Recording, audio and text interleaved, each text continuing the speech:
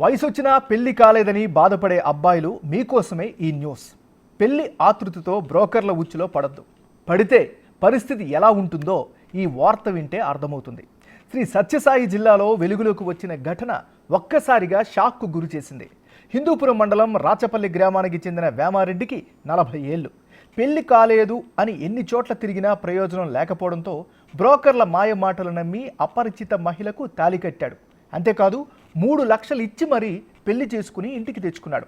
అక్కడి వరకు మ్యాటర్ సాఫీగా సాగినా పెళ్ళైన 12 రోజులకు తండ్రి ఆరోగ్యం బాగలేదంటూ పుట్టింటికి వెళ్ళింది సదరు మహిళ.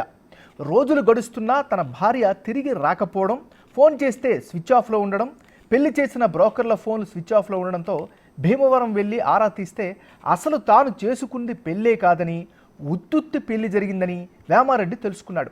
ఆమె పెళ్ళప్పుడు ఇచ్చిన అడ్రస్ ఫేక్ అని తేలడంతో సొంతూరు హిందూపురం వచ్చాడు. స్నేహితుల సాయంతో సదరు మహిళపై ఫిర్యాదు చేయగా కేసు నమోదు చేసిన పోలీసులు దర్యాప్తు చేస్తున్నారు. పెళ్లి కాలేదని బాధపడే యువకులారా బ్రోకర్ల ఉచ్చులో పడొద్దంటూ మీడియా ముందు తన గోడు వెళ్లబోసుకున్నాడు వేమారెడ్డి.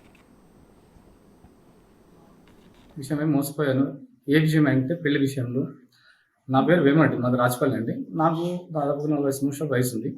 ఎన్నోసార్లు పెళ్లి సంబంధం చూసిన నాకు పెళ్లి సెట్ కాకపోవడం వల్ల కొంత మీడియేటర్లు ఏదో భీమవరం, విజయవాడ అక్కడ వెళ్తే పిల్లలు దొరుకుతారని చెప్తే వాళ్ళ మాటలు విని అక్కడ వెళ్ళి భీమవరంలో పెళ్లి చేసుకొని ఒక అమ్మాయిని చూపించారు.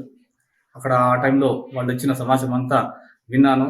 సరే కరెక్ట్గా ఉంది కదా నమ్మి నేను పెళ్లి చేసుకున్నా. పెళ్లి టైంలో 3 లక్షలు డబ్బులు కూడా ఇవ్వడం జరిగింది. అయితే ఆ అమ్మాయి మా దగ్గర ఉన్నది కేవలం 15 రోజులు మాత్రమే ఉంది. 15 రోజుల్లో ఆ అమ్మాయి నాతో పాటు ఎటువంటి శారీరక సంబంధము లేదు. అయితే ఏదో కొన్ని ఇబ్బందుల వల్ల వద్దనుకున్నాం అనేసి ఆ అమ్మాయి చెప్పింది. తర్వాత చూద్దాం అనింది. అయినా సరే ఓపికగా ఉన్నా. 15 రోజుల తర్వాత అమ్మాయి నేను ఇంటికి వెళ్ళిపోవాలని చెప్పేసి అడిగింది. ఎందుకంటే నాన్నకు బాగలేదు, నాకు బాగలేదు, నేను ఇంటికి వెళ్ళాలి అని చెప్పి అడిగితే నేను నిరాకరించాను. ఇక్కడ హాస్పిటల్కి తీసుకెళ్తానన్నా కూడా ఆమె ఒప్పుకోలేదు. సరే అని చెప్పి వాళ్ళ ఊరికి తీసుకెళ్తే వెళ్తూ రైల్వే స్టేషన్లోనే నన్ను వదిలేసి నాకు ఆ అమ్మాయి ఇంటి అడ్రస్ కూడా చెప్పకుండా ఆ అమ్మాయి వెళ్ళిపోయింది. పెళ్ళప్పుడు చెప్పిన అడ్రస్కి వెళ్తే అది ఫేక్ అని తెలియంది.